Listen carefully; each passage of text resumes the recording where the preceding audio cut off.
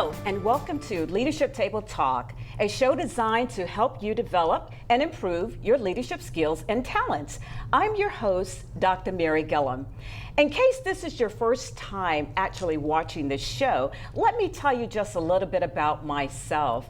I am a retired Air Force colonel and former member of the Senior Executive Service Corps with the Department of Defense at the Pentagon. I am also a #1 Amazon bestselling author, and I've written 12 books to include 3 leadership books, and that is why I love to talk about leadership. I'm also the owner of M2G Dynamic Leadership Solutions, LLC. Today, I want to discuss a very important topic, and that is developing the next generation of leaders through mentorship. To discuss this topic with me, I have invited 2 wonderful ladies, Ms. Lori Bledsoe, who is the director of the Young Ladies of Virtue Mentoring Program. And I also have Ms. Regina Parks, director of the Young Women of Purpose Mentoring Program. These programs fall under the purview of the National Church of God in Fort Washington, Maryland. Ladies, welcome to the show. Thank you, Dr. Thank you for having us. You're welcome. So let's begin the show by just telling our audience a little bit about your backgrounds and why you got involved in these programs. Well, again, my name is Lori Bledsoe, and I have the pleasure of being the director of Young Ladies of Virtue. And I believe that one of the reasons why this is such a passionate area for me is because of my own dynamics, family dynamics. I'm married to my husband, who's in full-time ministry, and I have 2 young adult daughters. So I always have had a passion for making sure that young women fulfill their God-given destiny. Yes. So that's really why the whole topic of mentoring is such an important topic and passion of mine. Well, thank you, Lori. Regina? Yes, my name is Regina Parks, and I am the director of our Young Women of Purpose mentoring program. And just as Lori said, there has been a burning desire to be mentoring young women and letting them know about their potential and who they are and what they can do despite any areas where there were things that they felt like they couldn't be able to do. Yes. And so, and as Lori, I have 2 daughters and a son, and I've been married to my husband now, will be 25 years. Congratulations. And so, the ministry to me too is your family and ministering to your family. And so the things that you can impact, not just in your home, but outside to make a difference in people's lives. Oh, that's wonderful, Regina. Thank you for sharing that. So, ladies, let me ask you this particular question. Since this show is focused on developing the next generation of leaders through mentorship, how would you just define mentorship? For me, I say mentorship is a responsibility of every individual to actually help someone else reach their highest and fullest potential, because we each have that responsibility, and there's something gained by both the mentor and the mentee when that occurs. Yes, absolutely. Regina, would you like to Yes, add? and I agree with Lori. Mentoringship is a building relationships. Yes. It's actually being able to find common interest with the mentor and the mentee so that you can be able to develop that relationship and find out areas where you feel that there's some development and growth for yourself as well as for the mentor. So both parties, I think, also grow from this program as well. Oh, that's wonderful. So let me ask you this, since this show also focuses on leadership, do you think that there is a relationship between mentorship and leadership? I would say yes. I think with being a mentor, you're looking at areas in that person to see where they have some growth. Yes. And so you're leading them in the direction of what they can do within themselves. And so I think both mentorship and leadership, they go hand in hand because you're guiding them and directing them. And so there might be leadership skills within that person that you can help bring out that they may not even see in themselves. Absolutely. Lori, would you like to add? I would just add that I think stepping up to either serve as a mentor or mentee in itself is an act of self-leadership. Yes. It takes Yes. the courage to be able to say, I have something to contribute. And Yes. so I think there is definitely a direct relationship between mentorship and leadership. And I think we see that not only in the type of programs that Regina and I are having for young women and young adults, but also you see it in the workplace and how they've even incorporated mentorship programs into professional development programs as well. Yes, absolutely. Now let me ask you regarding the programs that you guys are in charge of. How did that get started? What was the dream there that motivated you guys to start those programs? Do you want to go? This was something that was birthed in me some years ago. And when seeing the thing that the Lord was inspiring in me to do, I asked about the plan and the purpose, and everything was just kind of laid out. It just kind of just happened. And then there was a time where it didn't quite go all the way through.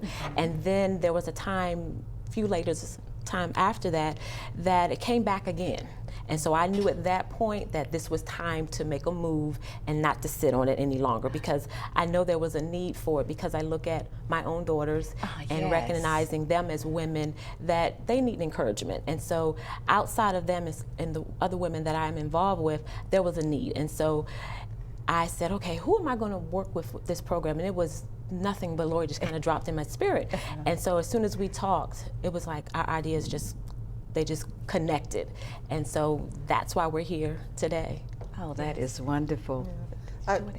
Along with Regina, it's something that had been a dream, a vision, a passion for so many years before Regina and I actually connected. But it was, again, a divine connection to be able to sit down and talk. We talked initially by phone and then sat down and talked face to face in the summer, I believe, of 2013.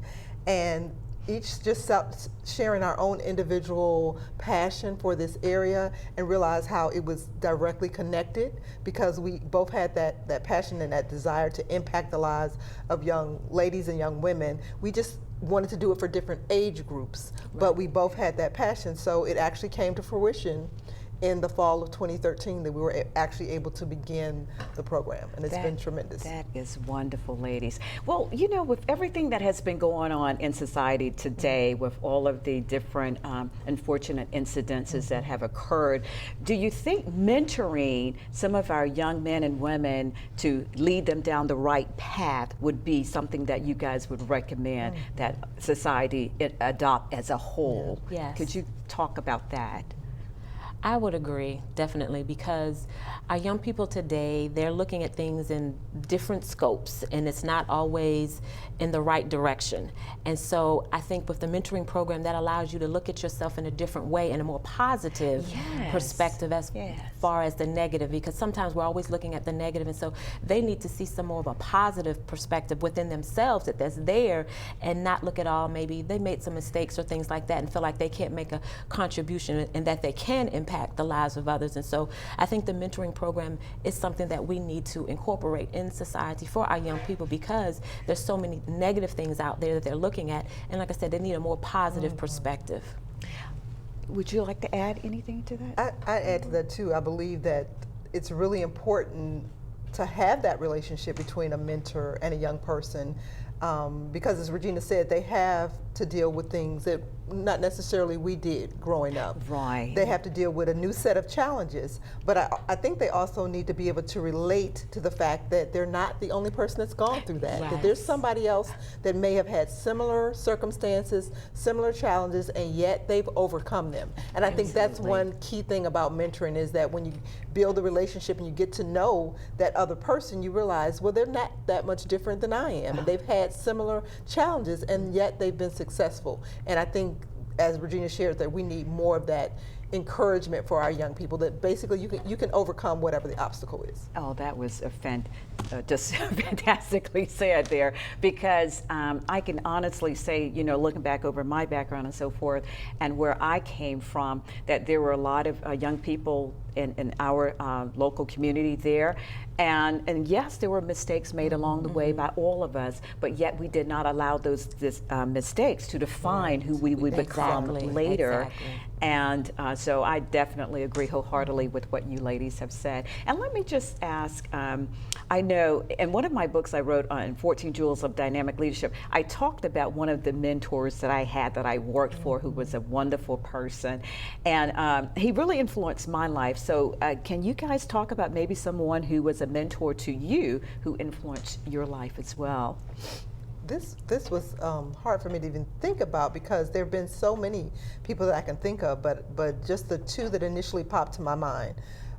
My parents in some form, because in many ways they set that foundation for the importance of knowing who you are, the importance of honesty, integrity, and hard work, and the importance of never letting another person's problem with you ever be a deterrent for you, to move beyond that and be who God created you to be, and you can triumph over anything. And then I thought of my first supervisor when I started working for the federal government, who had a tremendous impact. And I think one of her greatest strengths was her ability to see in me what I did not yet see in myself, and then to be able to fine tune that. She used what she saw already as my strengths, and then she groomed me in the areas. And one of the things that made her, I think, truly successful as a mentor is her ability to not be afraid to share, not be afraid of sharing what she knew, and also the mistakes that she had made. Yes, absolutely.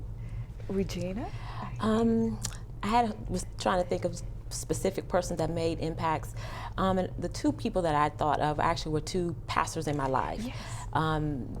It was the late Bishop Joseph T. Boyens, and then it was Pastor Piacola Copeland. They were both great leaders in the churches where I grew up in. And so they actually saw something greater in me that I didn't always see within myself. And they put me in places within the church as far as leadership where I felt like I always wanted to be in the background, but I always felt like I had to be pushed to the front. Yes. And so because they saw, or they would tell me there's something greater, you just don't see it yet, that caused me to say, okay, I got to search deeper within myself to draw that out. And so because of them, that helped me to take a step further and just go beyond the limits of myself so that I can be who I'm supposed to be in the way that I was designed to be. Absolutely, perfectly said there. You know, when I think about my grandmother and the fact that she had married at 14 and had 17 children, and then she was given responsibility for my 3 siblings and myself. And even in all of that, my grandmother never gave up. And when you were talking about hard work and integrity and honesty and all of that, I says my grandmother taught me that as a child, and she was just, I would call the first mentor outside of that, but most importantly, she taught me about the Lord and led me to Christ. And so I owe a debt of gratitude to my little granny, who's passed on now, but yes, I owe a debt of gratitude to her. Well, it looks like, ladies, we've come up on a break, and so we will continue with our conversations on mentorship right after the break. Stay tuned.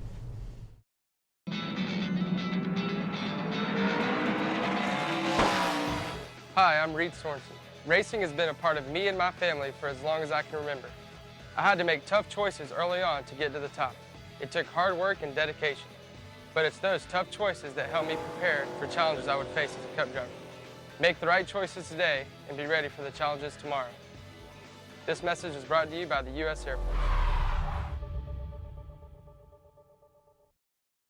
Welcome back to Leadership Table Talk. My guests today are discussing a very important topic called mentorship. And so let's continue with our discussion, ladies. And let me just ask you this particular question.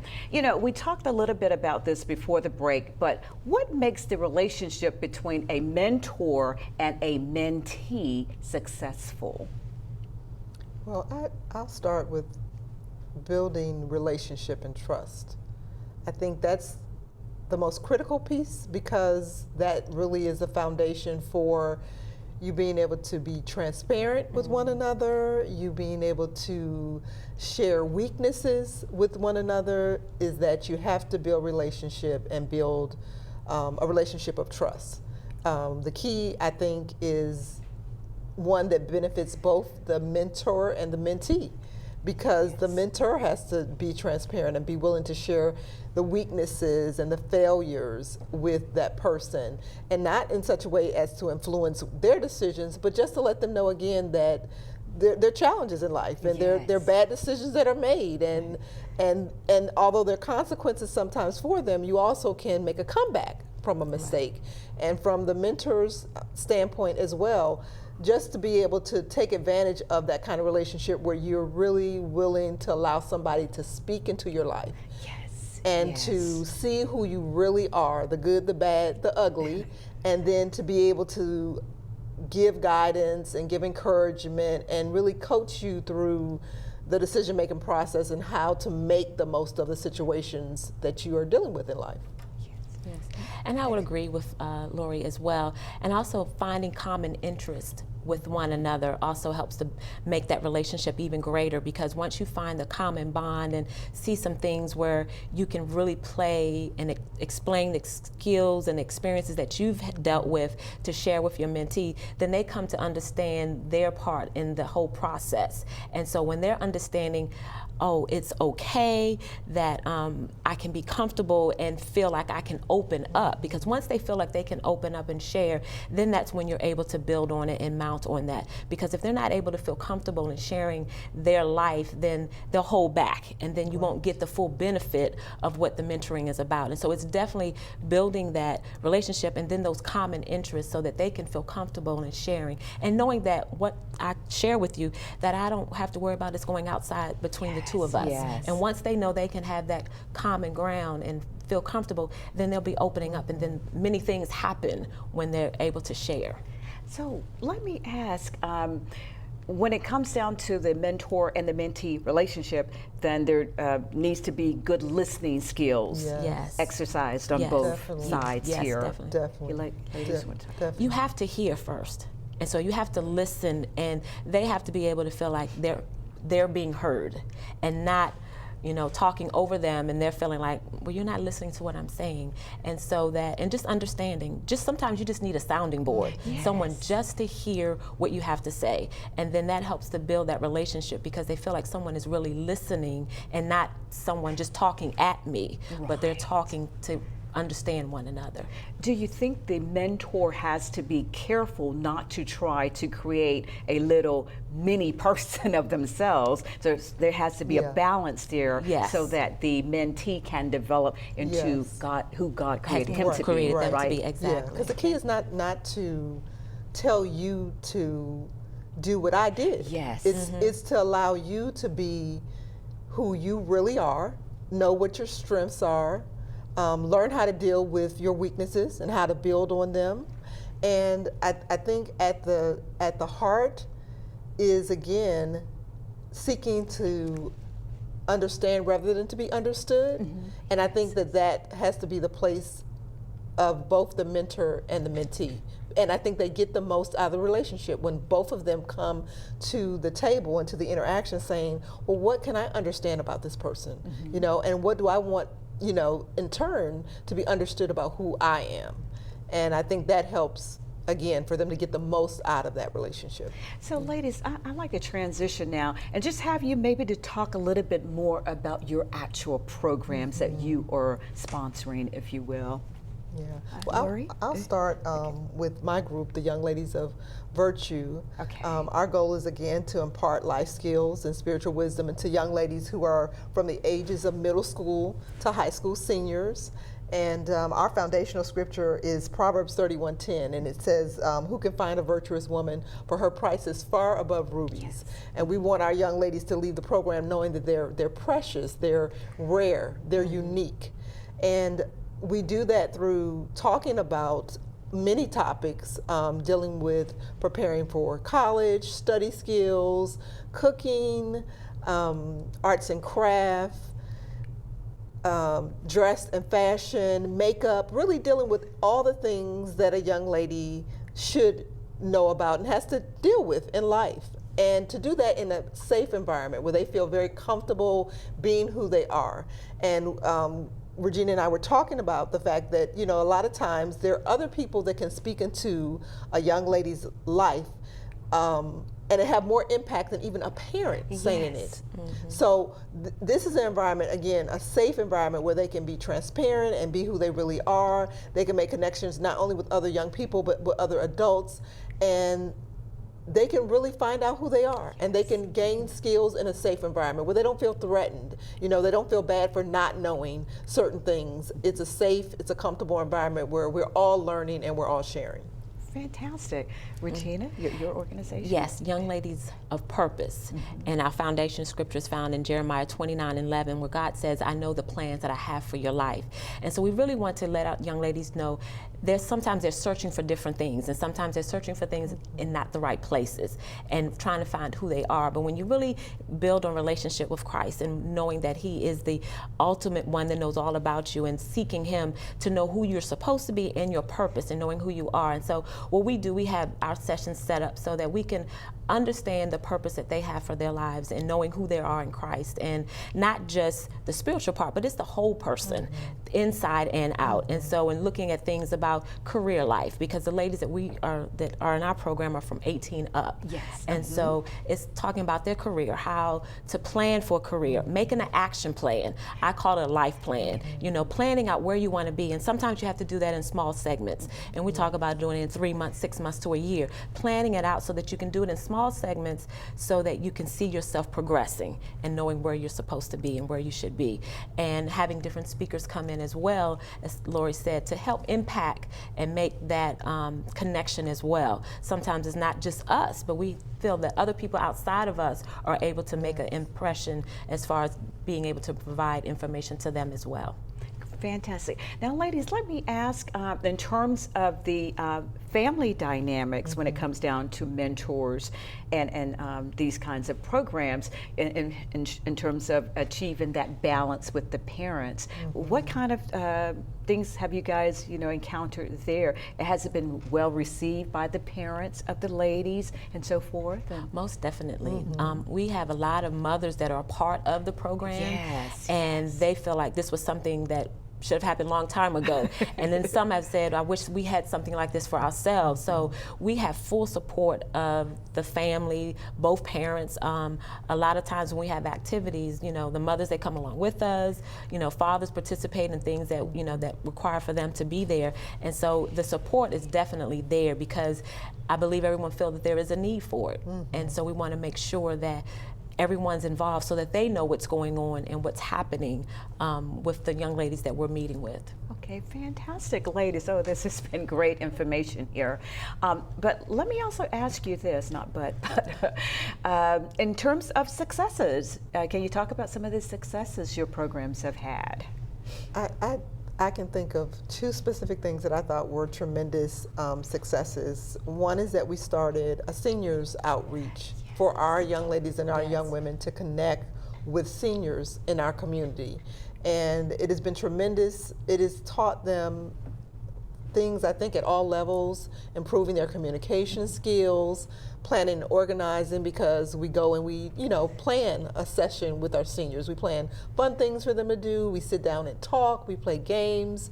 We interact. They learn things about their generation, and the older people learn something about the younger generation. So it's been wonderful. It's been a wonderful experience, I think, for all the young people. And the senior citizens have commented that our young ladies are so comfortable, and that sometimes young people aren't comfortable around older people, but they've commented, they just have such beautiful hearts, and they always enjoy having them there, and they just feel comfortable with them, and they're glad that the young ladies that come feel comfortable with them as well.